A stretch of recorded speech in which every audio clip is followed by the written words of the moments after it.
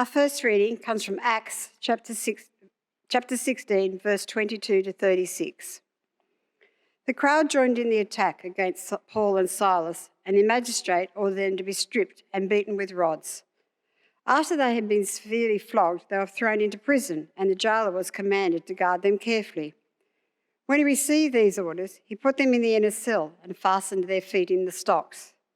About midnight, Paul and Silas were praying and singing hymns to God, and the other prisoners were listening to them.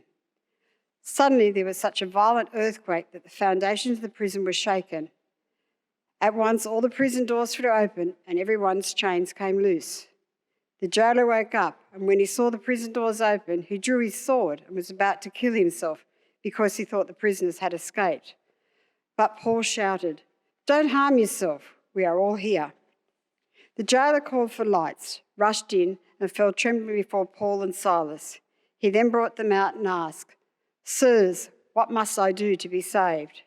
And they replied, "Believe in the Lord Jesus and you will be saved, you and your household." Then they spoke the word of the Lord to him and all the others in his house. At that hour of the night, the jailer took them and washed their wounds. Then immediately he and his household were baptized. The jailer brought them into his house and set a meal before them. He was filled with joy because he had come to believe in God, he and his whole household. When it was daylight, the magistrate sent the officers to the jailer with the order, "Release those men." And the jailer told Paul, "The magistrate has ordered that you and Silas be released. Now you can leave. Go in peace." And our second reading comes from Philippians 2, verse 12 to 36. Therefore, my dear friends, as you have already obeyed, not only in my presence, but now much more in my absence, continue to work out your salvation with fear and trembling, for it is God who works in you and who will act in order to fulfill his good purpose.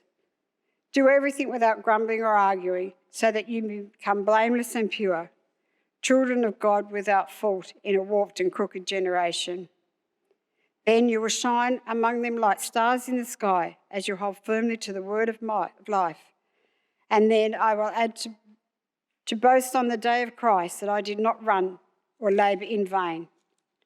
But even if I am poured out like a drink offering on the sacrifice and service coming for your faith, I am glad and rejoice with you all. So you should be glad and rejoice with me. I hope in the Lord Jesus to send Timothy to you so that I may be cheered when I receive news about you. I have no one else like him who will show you genuine concern for all your welfare. For everyone works out their own interests, not those of Jesus Christ. But you know that Timothy has proved himself because as a son with his father, he also served and worked with me of the gospel. I hope, therefore, to send him soon, and I see how things go with me, and I am confident in the Lord that I myself will come soon.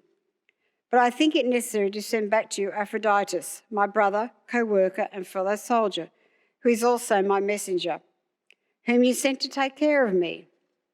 For he longs for all you and is distressed because you heard he was ill.